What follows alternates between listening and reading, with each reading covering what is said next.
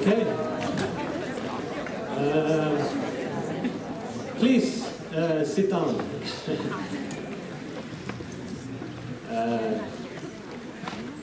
Well, I guess I'll do this in English, since this is an English-talking guest that we don't have or have.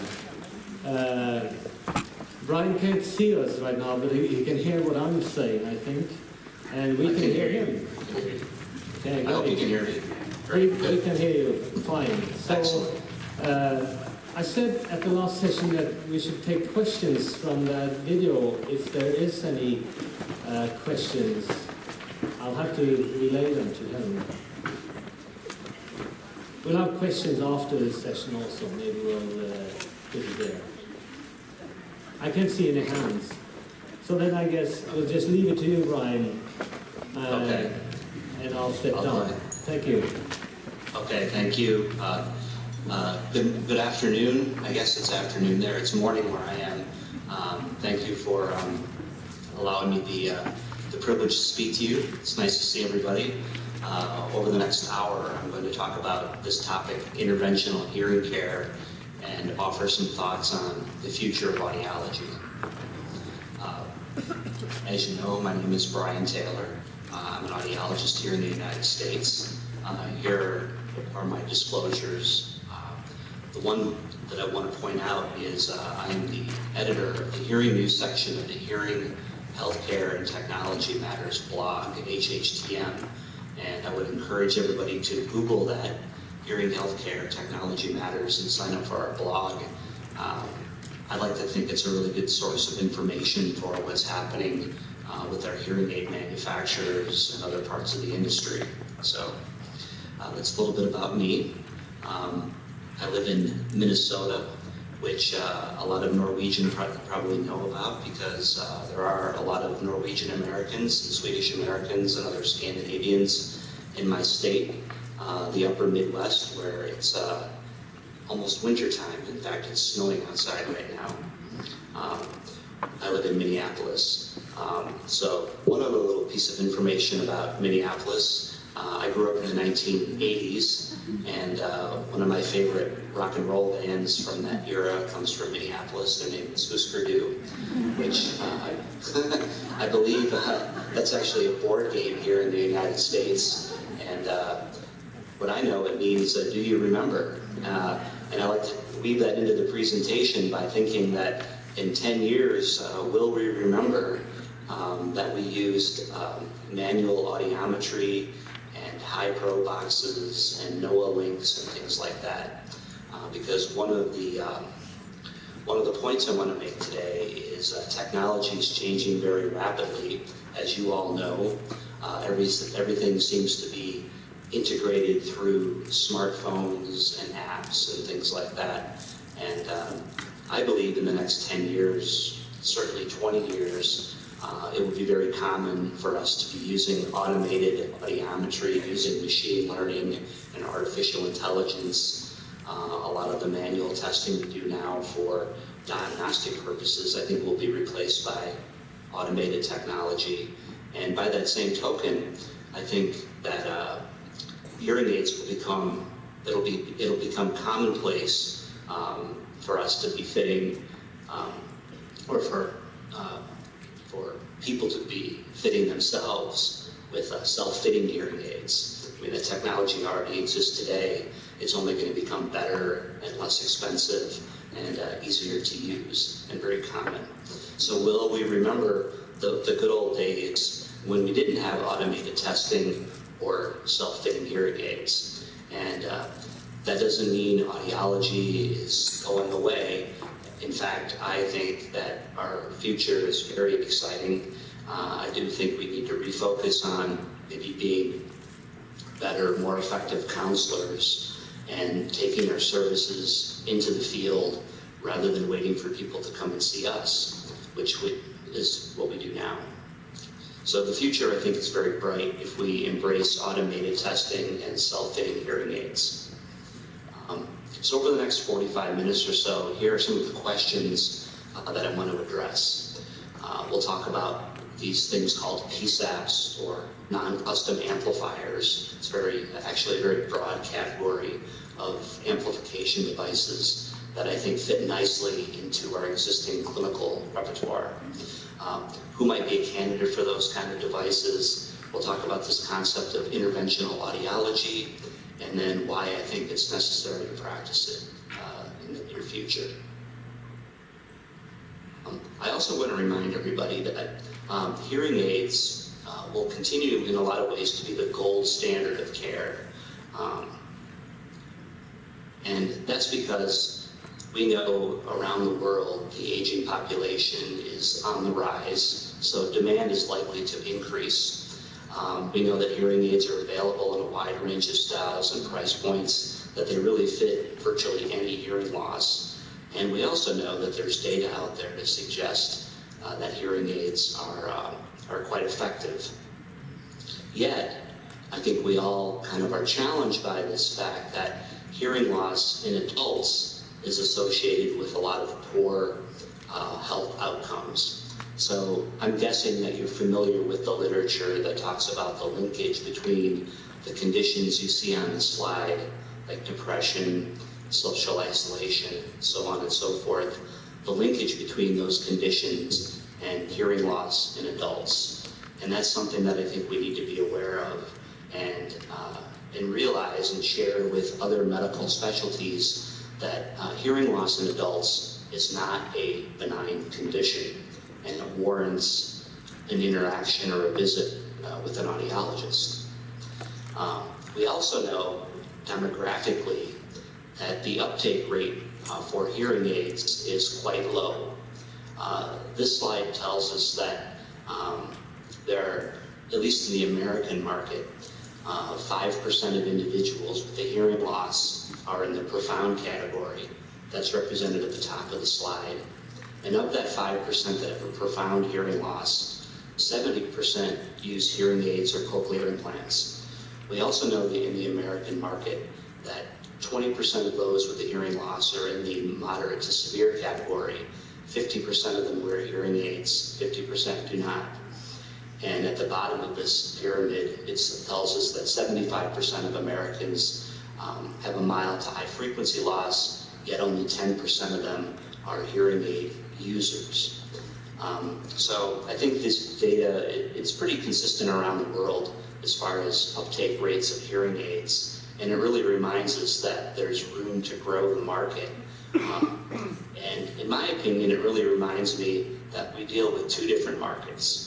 At the top of this, where you see the more severe losses, those are people that typically are willing to go in to see an audiologist to go through the process of acquiring hearing aids. But the bottom 75% of the market that has a mild to high frequency moderate loss, most of them don't even recognize that they have a problem with their hearing, and they're very unlikely to even come in and see us for services.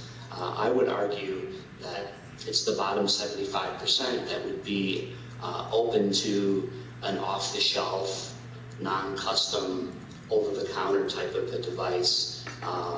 And for that reason alone, we should start thinking about how we can use that technology in our practices. So along those lines, I wanted to kind of familiarize you with three groups of individuals that I think aren't very well served by current hearing aids. I mean, hearing aids do work for these three different groups that we'll talk about, but some of these alternative technologies might be a better choice for three categories of individuals that you see here on the slide. A category we call the older old, which is defined as individuals over the age of 85. Second category are people that are younger old, or maybe we use the term middle-aged, between 55 and 65. And then the third group has nothing to do with chronological age, and we call those people contemplators. And I'll explain what that is in a minute if you're not familiar with that term.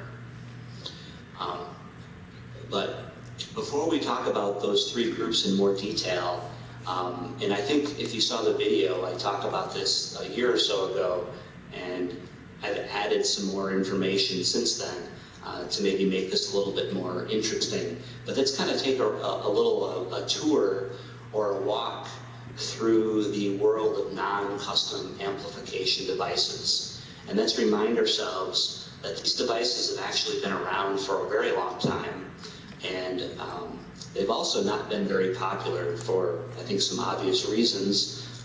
They're just not very good quality, at least until recently. So if you think about it, the first over-the-counter, that's what OTC stands for, over-the-counter product that could be sold directly to a consumer without the guidance of an audiologist, was the ear trumpet, before we had electronic hearing aids. So, you can go back 100 years or even longer to find the ear trumpet. But of course, in many places around the world, since the 1950s and 60s, we've had mail-order hearing aids. A very popular brand of mail-order, now internet hearing aids in the United States is Lloyd's, which is based in the Chicago area. We have pocket talkers. Every clinic I've ever been in has at least one pocket talker. Oftentimes it's collecting dust on a shelf, but that's an example of an over-the-counter product. It was around 2010 that we started to see more and more advertising around these products you could buy just about anywhere, called personal sound amplification products, or PSAPs. Here's a couple of PSAPs that were purchased in the large retail chain called Walmart that you may have heard of. And then around the year 2015, you started to hear this term hearable, which is not really any sort of an official term. It's a sort of a cool sounding name. There's really no official definition of a hearable. I kind of define it as a device that has multiple applications, or what I would call a multitasker. It allows you to, maybe does language translation, it could be an earplug, it can do audio curation, amplification, stream music, and there you see the very famous actor Tom Cruise wearing a hearable in one of his more recent movies. And then of course this year, you started to hear more and more talk around this new category of product called, no, well, not really new category of product, but maybe a rebirth of the product category over the counter. The example you see here on the slide is Bose Hearphone, which is a multitasking device that in the United States we can't call it a hearing aid because it hasn't gone through the regulatory process. So therefore it's called a PSAP today, but in 3 years this product will be called a hearing aid. Right now it's a PSAP, and you can buy this product online for $500 American dollars. So let's talk a little bit more about this kind of undefined category of hearables. The way I define a hearable is it's the morphing of two different technologies, and it exists on a continuum. On one end of the continuum, we have the hearing aid, and I think we all are very familiar with the pros and the cons of the hearing aid. And on the other end of the continuum, we have the consumer audio product, like a pair of earphones. And of course, if you're an audiophile, you can spend thousands of dollars on high-end earphones. And then somewhere on that continuum exist these products called hearables. And as I'll show you over the next few slides, some of these products are more like hearing aids, and some of these products are more like consumer audio devices. They're somewhere on that continuum. So on the left hand of the continuum, products that are more like hearing aids, or are hearing aids, are things like smartphone-enabled hearing aids. And I think you all know about these products. They've been around now for a while. All of the major manufacturers have them, and they have some real benefits to consumers. We also have this newer category called self-fitting hearing aids that I alluded to earlier, that allow a user to essentially test themselves, fit, program, and adjust the product all off of a tablet or smartphone computer. The product that I'm referencing here comes from Australia, and there's some literature out there that shows that it's quite effective. In fact, very quickly, here is one study published in the Journal of the American Academy of Audiology, I think about a year ago, that essentially shows that older adults, a relatively high percentage of them, when given the opportunity, can successfully insert these devices and follow a 10-step process. So as you can see on the final bullet point there, just over half of the 40 adults in the study were able to successfully fit themselves independent of the audiologist. So what this really tells me is that there is a group out there of individuals that would probably do just fine with over-the-counter self-fitting hearing aids without the guidance of an audiologist. And I think that's actually a good thing, as we'll get into a little bit later on. But in addition to those hearing aid products, if we go back to our continuum, we have headset amplifiers, Comfort Audio, which I'm sure you're aware of, Sennheiser, and many, many other companies allow you to, individuals to buy things off the shelf that provide amplification for specific situations like the TV. And then we have these products that I've already mentioned that look an awful lot like hearing aids but are not regulated as hearing aids, called PSAPs. And I think there's three different subcategories of PSAP products. One are de-featured hearing aids, and in many cases these are products that used to be hearing aids. They've gone through the regulatory process. The product hasn't sold very well, so the manufacturer takes it off of the shelf and rebrands it as a PSAP. And as we'll talk about in a minute, the quality is incredibly variable. Because it's an unregulated market, the quality in many cases is quite poor. Another subcategory of PSAPs are these cordless multitaskers, the Braggy Dash, the SoundBud IQ, which comes from Australia, and a few others, are devices that look more like wireless earbuds, but in many cases they do a lot more than that. They provide amplification, they allow you to talk on the phone, and they're potentially a solution for somebody that has a mild hearing loss. Another subcategory of PSAP I call neckband multitaskers. You can see in this example, there's a we call it a yoke that goes around the neck that allows the earbud to be wired to it. So it's one unit. You're less likely to lose it. It has a longer rechargeable battery life. So there's some advantages to a product like this. The Bose Hearphone I would place in this category. It has multiple functions: amplification, cell phone use, music streaming. Some of them have language translations, all on one device. And then finally, there are many, many smartphone apps hitting the market. Fenix is an example of a smartphone app that is designed to be used with the Apple AirPod, essentially turning the AirPods into hearing aids, although they have some latency issues at the moment, I understand. Another app is called Tunity that essentially turns your smartphone into a pocket talker for people that want to use it to watch television and get some amplification. And then there's a newer one out there you see on the bottom of the slide called the Sonic Cloud that allows a person with hearing loss to tailor the response of the phone to get better amplification off their own cell phone through the app. And there are, of course, many, many more apps. We're just kind of scratching the surface. And then just to show you how wild this category is.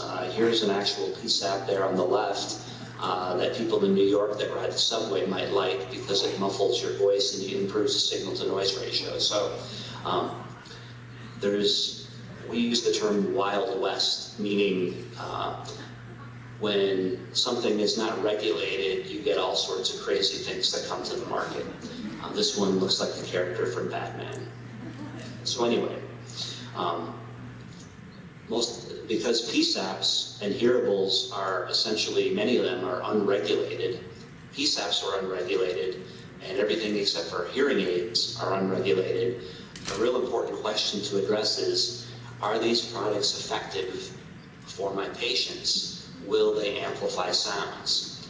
And of course, the best way to address this question is to look at the clinical research that's been done.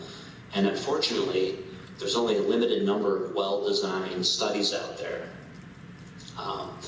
And I would encourage you to look up some of the studies. I think you may have heard them on my last video, but one that came out just a few months ago in a very well-respected peer-reviewed journal, JAMA, Journal of the American Medical Association, is a really good study to know about. You can see in this study, they took a group of inexperienced hearing aid users. They were adults between the ages of 60 and 85, and they tested them in a +5 signal-to-noise ratio. Speech from the front, noise from the back, and they unilaterally fitted each of the participants with the device in their better hearing ear. Kind of how they might do it in the real world if they were going to buy one of these products off the internet or in a store.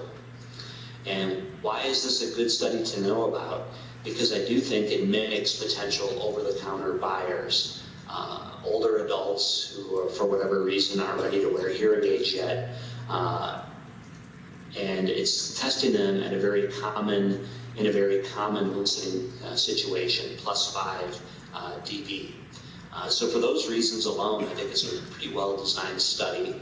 And here is what they found. It's pretty interesting because, as you can see here, they compared the unaided condition to a conventional hearing aid to 5 different PSAPs. And you can see there the cost for each one. That's what the consumer would pay. Then you see the average score on the AC Bio at a +5 signal-to-noise ratio. And then you see the change from the unaided condition. And what you should notice here is that 4 out of the 5 PSAPs for this one listening condition performed very comparably to hearing aids.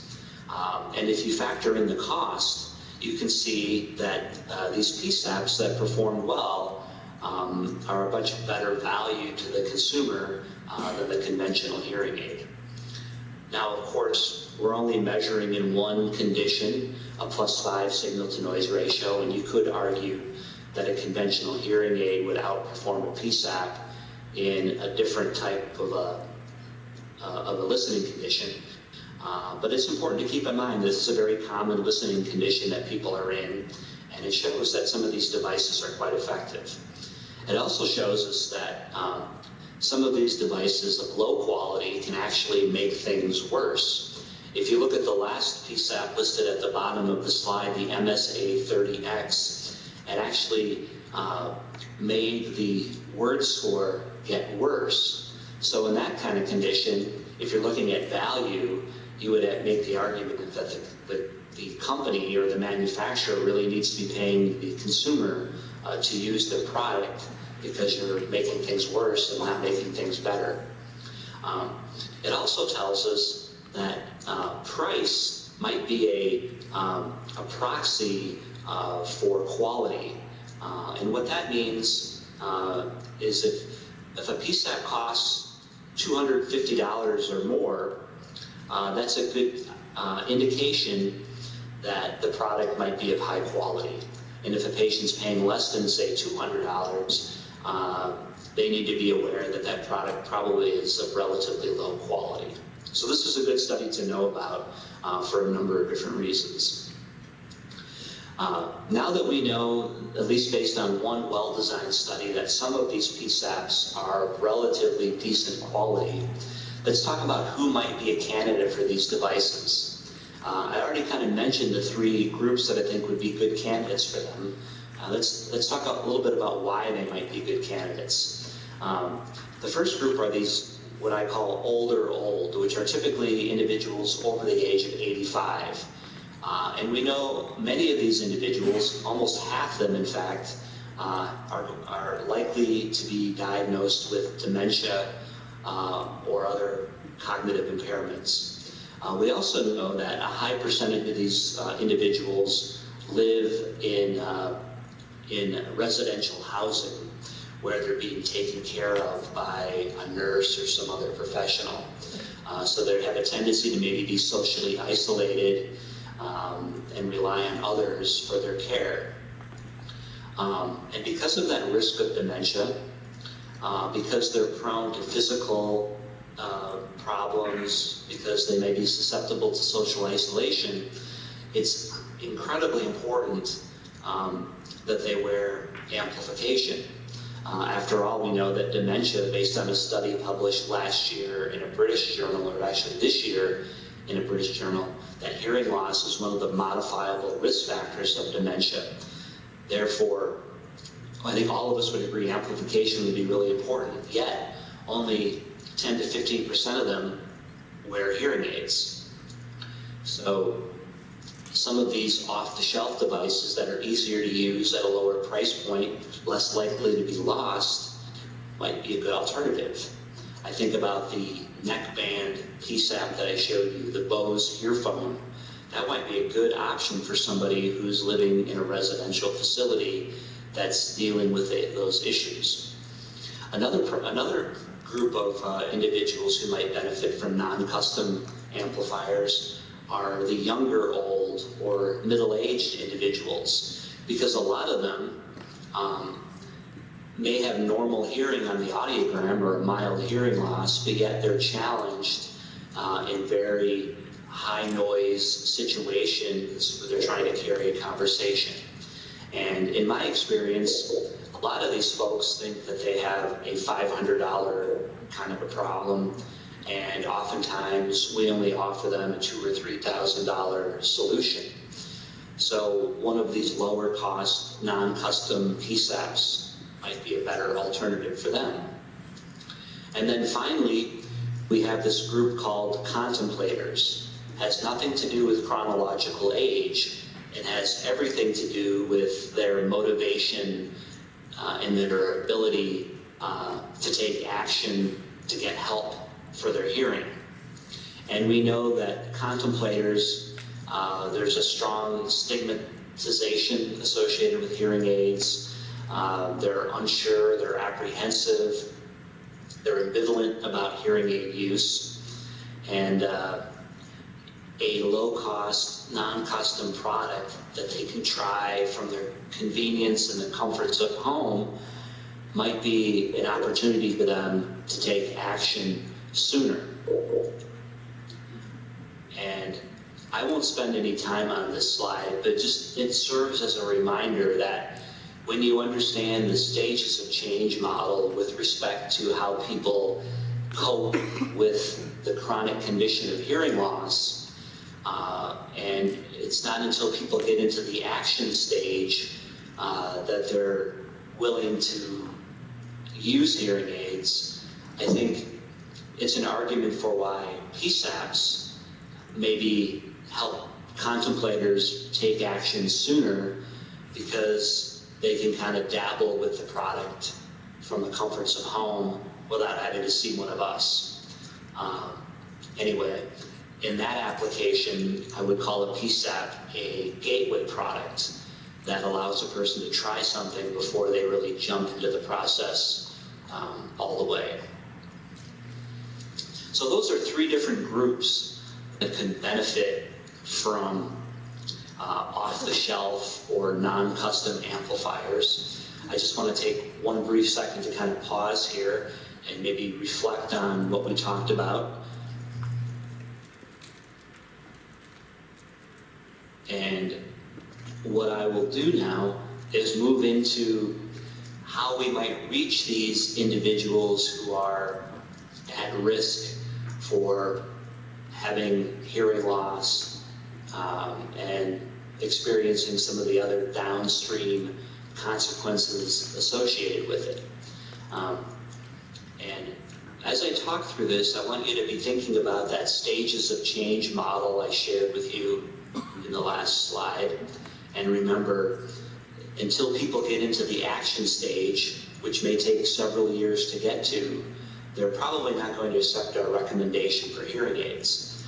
And I also want you to keep in mind that triangle I shared with you before that showed that 90% of individuals with a mild hearing loss did not wear or did not own hearing aids. So the question is, or I think that the one thing we have to come to grips with is those people aren't going to be coming to see us and beating down our door looking for a set of hearing aids. We have to find a way to reach them, and that's where modern technology like tablet-based automated audiometry and self-fitting hearing aids and over-the-counter amplifiers play a really important role at reaching these at-risk populations.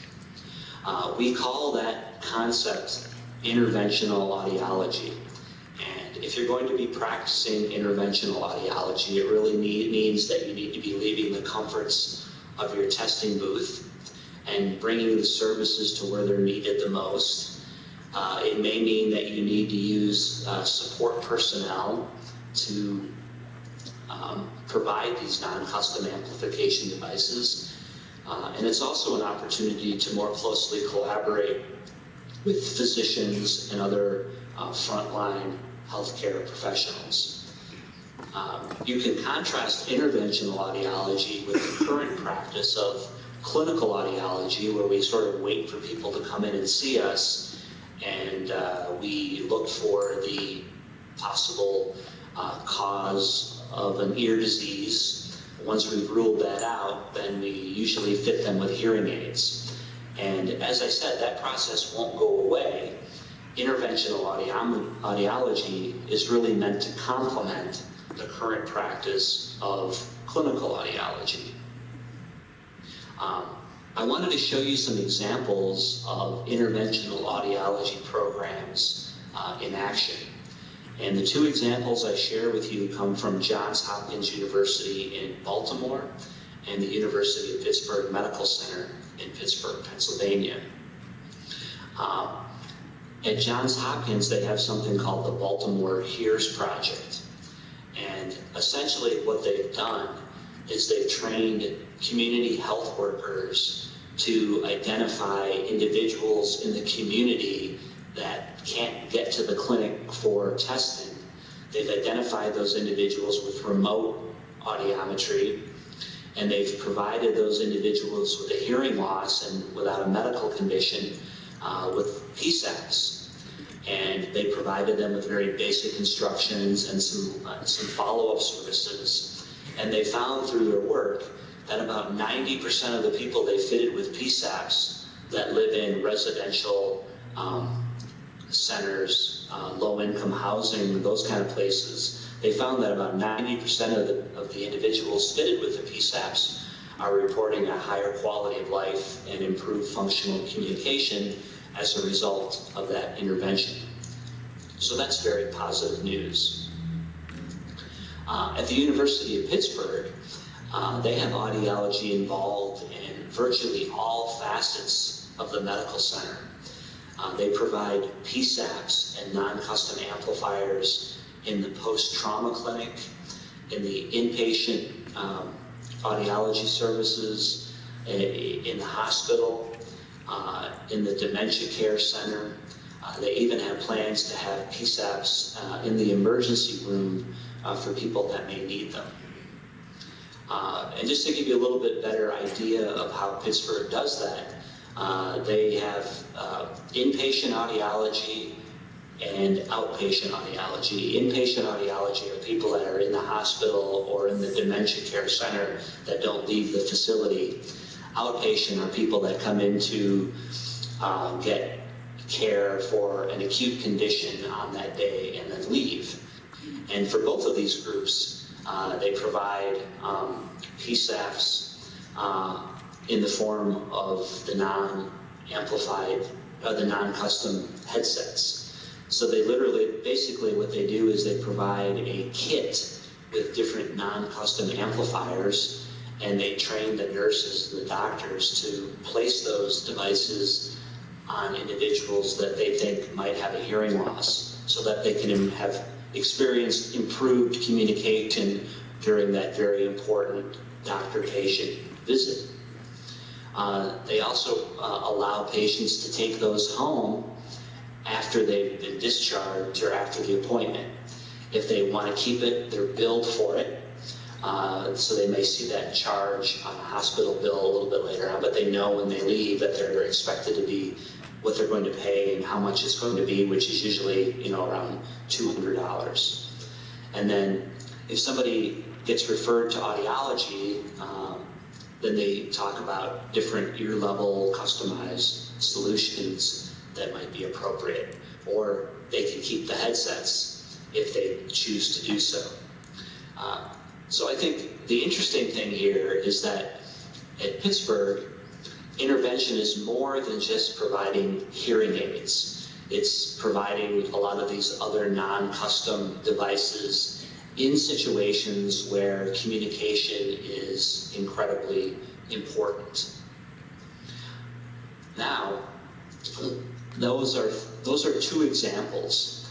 I wanted to kind of wrap things up by talking about how we as a profession can prepare for this future of artificial intelligence, machine learning, automated testing, self-fitting hearing aids, and kind of leave you with 3 things that you can do to prepare for this very exciting future. The first is to actually practice interventional audiology and to create some type of a PSAP kit to identify 2 or 3 high-quality non-custom amplifiers. Very easy to do if you have the right equipment in your office, real ear equipment or probe mic equipment, to make sure that you're working with other subspecialties within the medical center that see a lot of at-risk patients, usually older individuals. And an audiologist would oversee the maintenance of the kit and the training of support personnel that works with the kit. Number 2, I think with all of these new technologies available to us, it really helps us end the insanity of what I call the binary treatment system, which is either when a person comes in now, they're either a hearing aid candidate or they're not. Now we live in a world where it's very easy to explore and recommend other high-quality alternatives to hearing aids. Like I said, hearing aids are great. They're really the gold standard, but for the reasons we've talked about, they're not for everybody. So it's really important that we embrace some of these other alternative solutions as long as they're high quality. But in addition to that, today and as we move into the future, I think it's an exciting opportunity for us to practice patient-centered care around shared goal setting, shared decision-making, and helping individuals maybe better self-manage their own hearing loss. In a nutshell, it's an opportunity for us to become better counselors and to actually charge for that service separately from the devices that we sell. So when we talk about shared goal setting and shared decision making, there's a couple of different tools out there that might help you. This is a tool developed by an audiologist at the University of Louisville in Kentucky that incorporates the communication partner. And the idea here is to get feedback from the communication partner and the patient with hearing loss, and then develop a series of shared goals. So rather than the professional talking all about hearing aids and how great they are and where they're going to help them, this is a way for the communication partner and the person with hearing loss to develop their own set of goals with some guidance from the audiologist.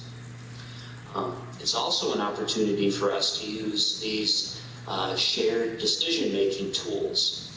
Here's a really rough example, but the idea here is to educate patients about all of their potential options. Non-custom solutions, customizable solutions, or maybe they don't even want to use the device. What are the pros and the cons of each one of those possible solutions? And something like this has been shown to get people into the action stage sooner when they know they have a lot of different options and they're directly involved in the decision-making process. And like I said, this gets us away from the insanity of you're either a hearing aid candidate or you're not. Now you might be a candidate for something else, and that's okay, as long as you know what the advantages and the disadvantages of that are. That's number two. And then finally, along those same lines around patient-centered care and being better counselors, I think there's a real opportunity as we move into the future for us to be better at sorting a routine patient from a more complex one. And one of the ideas I'm working on right now with a couple of different audiologists over here in the US is the idea of evaluating these 6 different dimensions of communication. You see family support, cognitive ability, physical ability, outlook and attitude, self-confidence, and self-perception of the hearing loss. Those are 6 dimensions of communication that really are not related to the audiogram at all. And those are 6 dimensions that we need to assess. And the idea here is the patient, their communication partner, and the clinician would all work towards rating the person on those 6 dimensions on a 0 to 3 scale. And the lower the number, the more difficulty the patient has in one of those dimensions. And if you're finding that somebody has got a low number in one or more of these 6 dimensions, that would make them a more complex patient, meaning you probably need to spend more time with them on something. Let's take an example. If somebody comes in and they rate as a 1 on physical ability because they can't handle hearing aids, they can't get them into their ears, you're going to have to spend more time with them on developing a strategy that will allow them to use amplification. And because you're spending more time with them and expending more of your expertise, I would argue that you need to charge accordingly. On the other end of things, if somebody is rating a perfect 3 on all 6 dimensions, maybe that person will do just fine with a self-fitting hearing aid. They may only need 1 appointment from you, and then through your evaluation, you found that they're very independent and capable of fitting their own device off with their smartphone and an app. And that's okay. But they've gone through the evaluation process and you've made that determination and you feel comfortable with it. So I just wanted to kind of throw this concept out there and see what you thought about it. The fact that it has nothing to do with the audiogram and everything to do with the patient, the communication partner, and the audiologist working together to evaluate these 6 dimensions. So I'm at the end of my talk. I wanted to make sure that you had time to kind of digest things and open it up to any questions or comments that you have. Oh, if you want more information specifically, you can go to this issue of seminars and hearing. But I'll stop talking and see if there's any questions. Okay. Thank you so much. Questions? There's a mic. Anybody? Så vi spør om noe. One question on row here. Oh, hello Brian, this is Nikolai Biskard. I'm the guy with the Sky Rising tomorrow. So I enjoyed your very comprehensive introduction to this interesting field of over-the-counter hearing aids and these new alternatives. And you say that is probably very correct, that many of them have very comparable performance to regular hearing aids, and you showed several studies showing that. But the total value of a hearing aid, I think, is more than just the performance from an amplification point of view. There is an element of comfort as well as cosmetics. And I mean, I just checked this device you talked about, the CS50, and I would venture that although it does perform relatively well compared to a hearing aid from an amplification point of view, I think most people will find it rather uncomfortable to wear for a longer period of time, and it's certainly not going to look really good. And I think as long as it looks like a hearing aid, why would the stigma go away just because you call it something else than a hearing aid? Yeah, I kind of agree with you about it. If it looks like a hearing aid, why not just wear a hearing aid? That's true. That's why I think some of that neck band PSAP is a nice alternative, because it looks less like a hearing aid. It performs other functions. And keep in mind, you know, I think the opportunity to use these non-custom products are not with the mainstream the mainstream group of potential hearing aid users. I think, you know, if you think of it as a bell-shaped curve, you know, the vast majority of people would still be hearing aid candidates, but on the edge of the curve, you have those old patients that for whatever reason can't wear traditional hearing aids. And then on the other end of the curve, you might have younger people that only need to use the hearing aid maybe an hour a day or even a couple hours a week. And some of these alternatives might be better devices. So it really only grows the opportunities, I think, to work with some of these groups on the outer edges. I didn't completely hear your question, but I'm hoping that I addressed it.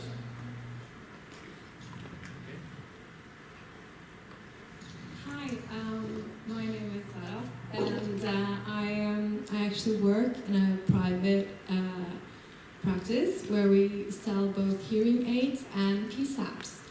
And when we were introduced to the PSAPs, we were quite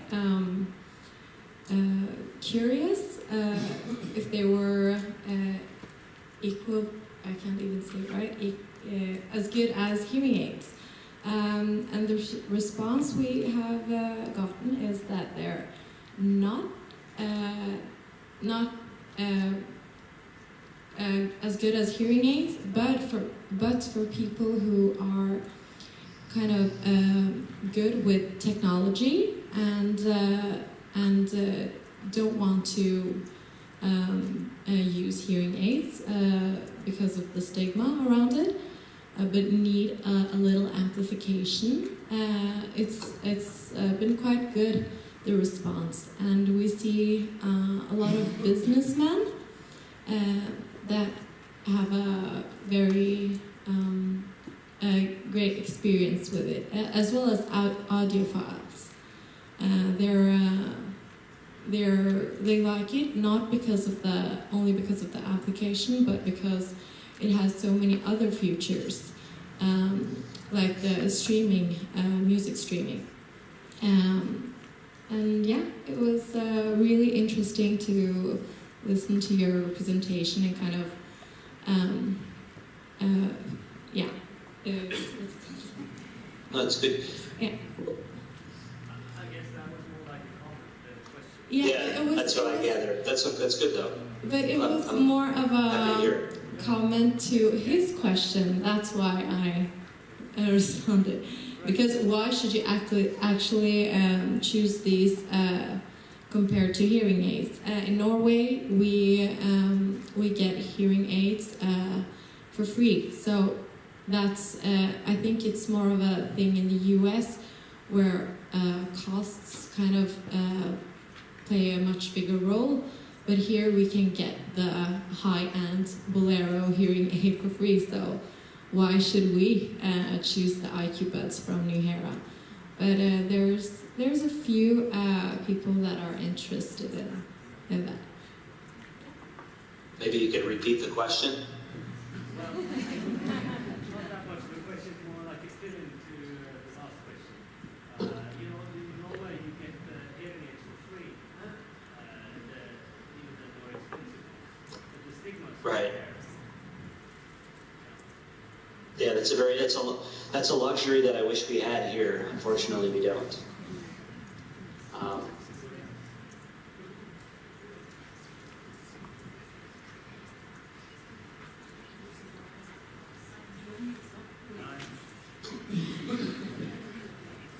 Yeah, I know.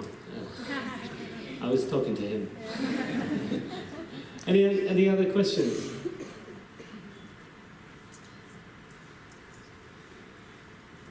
Appear to not. Then we If have. anybody wants to, my email's up there. If anybody wants to email me a question or want me to send a copy of the presentation, I'd be happy to do that. Yeah, well, I think you sent me the copy, so I can make a PDF of that, and if you allow, we could distribute that after the meeting.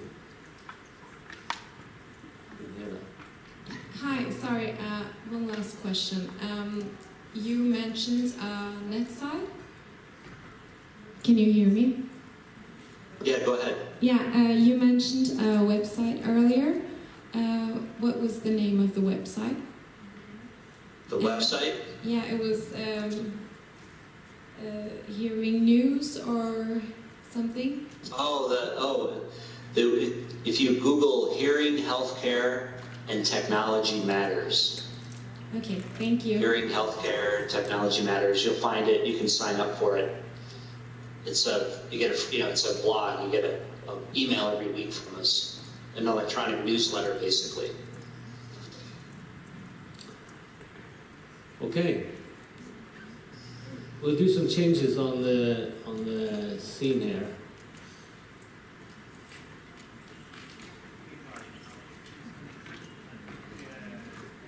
Okay.